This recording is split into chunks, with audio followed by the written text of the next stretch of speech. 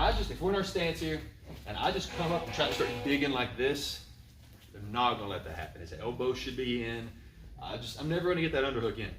Okay, it's not gonna happen. If it does, then they don't know what they're doing. Okay, so one good way to, if I say club at someone, there's a limit to how hard you can tie it. Okay, I'm sure some of you have seen some matches where people have like Gavo and Pares, they're like smacking each other. Don't do that, guys. If you don't like to shoot from the hip back here, okay? Everything kind of comes from the hip here. When I step in, I'm getting a good grip, like I'm reaching over to this far side ear, okay? Catching with the forearm, elbow down, there, okay? So I'm going from the back arm here, and all I'm trying to do is get movement this way, okay? I got to be a little rough. I'm not hitting him. I'm just catching the head, okay? So we're here. I come in, I get that club, boom, this way, just to get that push, okay? What are they going to do when you do this? They're going to come back in. If they don't, then just push them on the mat, okay? Club, as he comes back in. When I dig an underhook, there's multiple ways you can dig an underhook. I can't say one's right or wrong.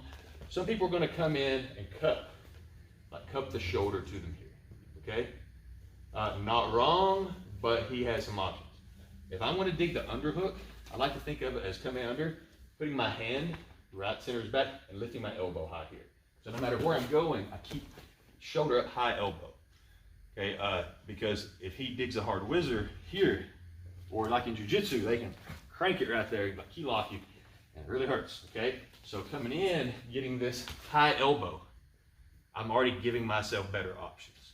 Okay, so that's probably one of the more successful ways I've dug the underhook. Coming in here, getting that hard step club when he comes back in, boom, high elbow. Keeping this head for now, okay? It's there, it's useful, keep it, okay? Other way, if I ever go elbow down here, it's normally more for pulling.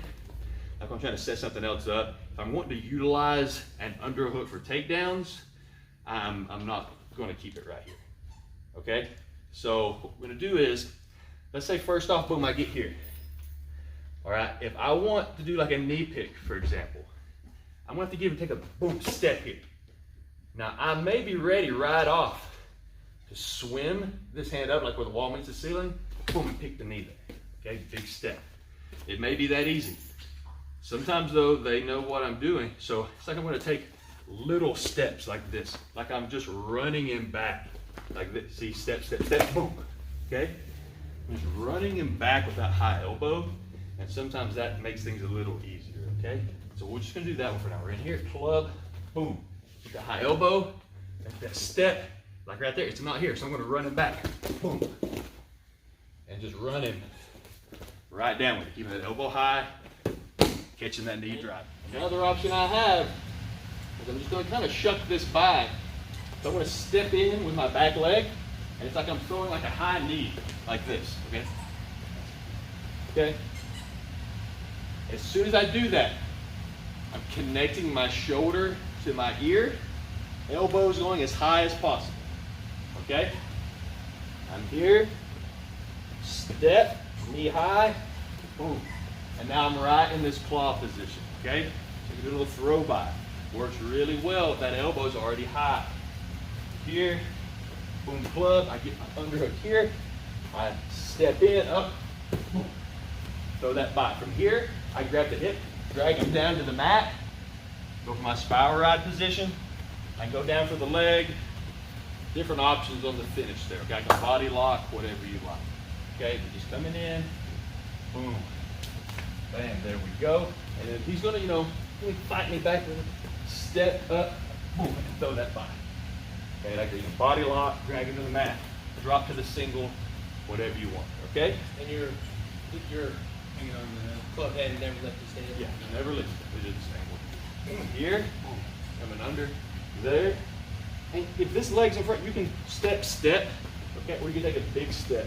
Here, step, boom, there, and down to the mat. Okay? You can kick your legs out, do like a flagpole if you wanted. Not necessary, but it's the same as when we do like a shuck. Here, boom, shucking that off our head, but we're going off that underhook. Yeah. he gets an underhook on me here. If he's got the underhook, okay? Especially if I've kind of, you know, anytime you get your elbow down, that's good, okay? He's got a good angle here though. All right, what I want to do is very simple. Just taking this hand and just give him a little push there, okay? Good.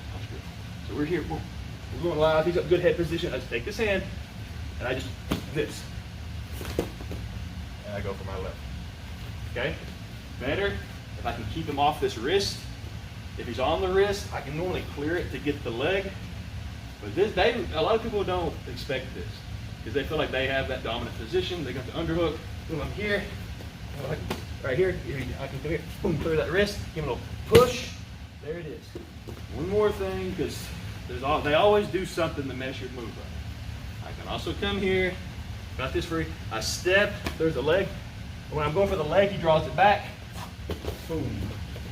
There's my low single. Okay? We worked on that last week off the ankle pick. Anytime you go for a low single or an ankle pick, you want this elbow connection right there. Okay?